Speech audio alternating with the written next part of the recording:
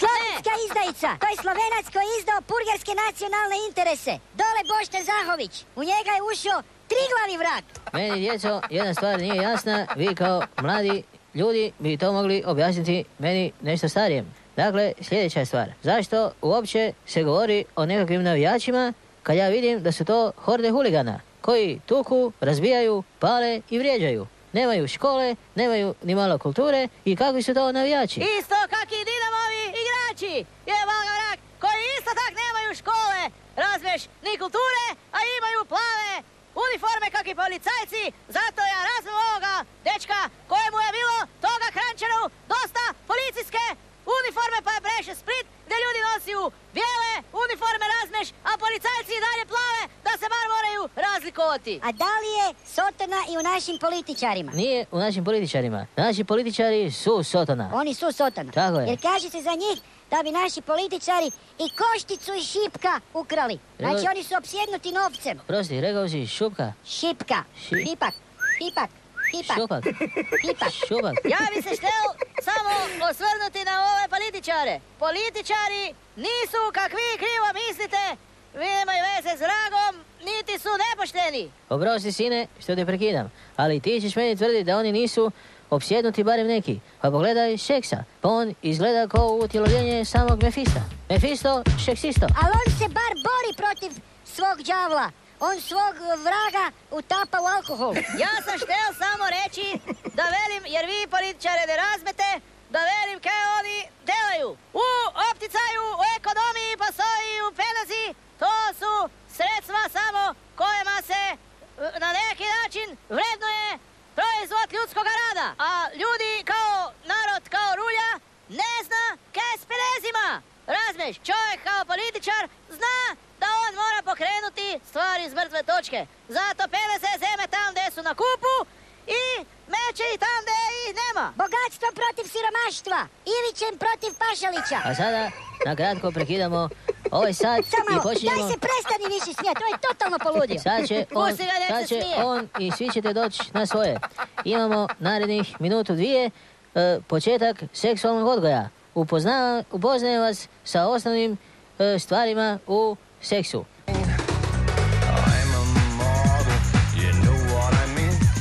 Dakle, ovo što držim u ruci, to je koštica od manga. Ovo ovdje, to je tvrdo kuhano jaje. Kako to veze ima sa seksom? A ovo tu je jogurt. Toliko za prvi puta.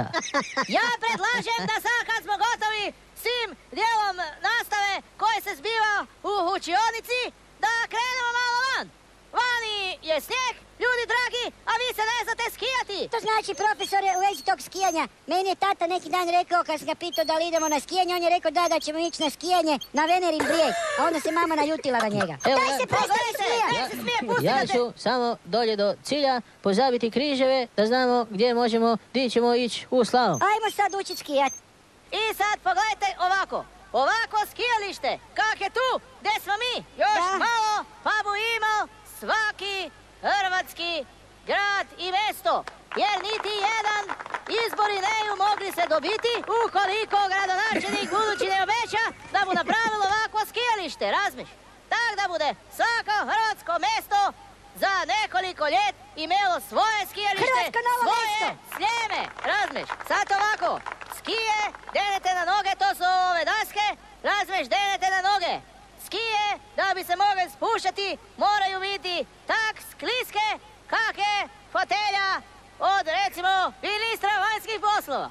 A sad, dečki, idemo spust! Ovu ravnicu dalje se ne trebate skijati, sad smo stali tu. Profesor je opal na sredini staze. Sad se kotura na dol i pazi! Znaš zašto je on? Zašto je profesor pao? Zato jer je izgubio vjeru. Nisam izgubio vjeru, nego ravnotežu. Vidiš kaj se profesoru desilo? Ne sme se gubiti ravnoteža, onda više to ne možeš kontrolirati. A je, čovjek se mora znati kontrolirati. Jer ako se čovjek ne zna kontrolirati, onda dođe do ejakulacija. Vrijeme je za seksualni odgoj, treći dio. Volimo te niko, nije ti lako, razočara si, boj se, otira te zrak. Reka je mrš, časi udevlja se kilu. Dobrodošla na rivu, daćemo ti vilu. Daćemo ti kajička šta ima mamić, pričat ćemo kaj, samo golove daj. Kaj,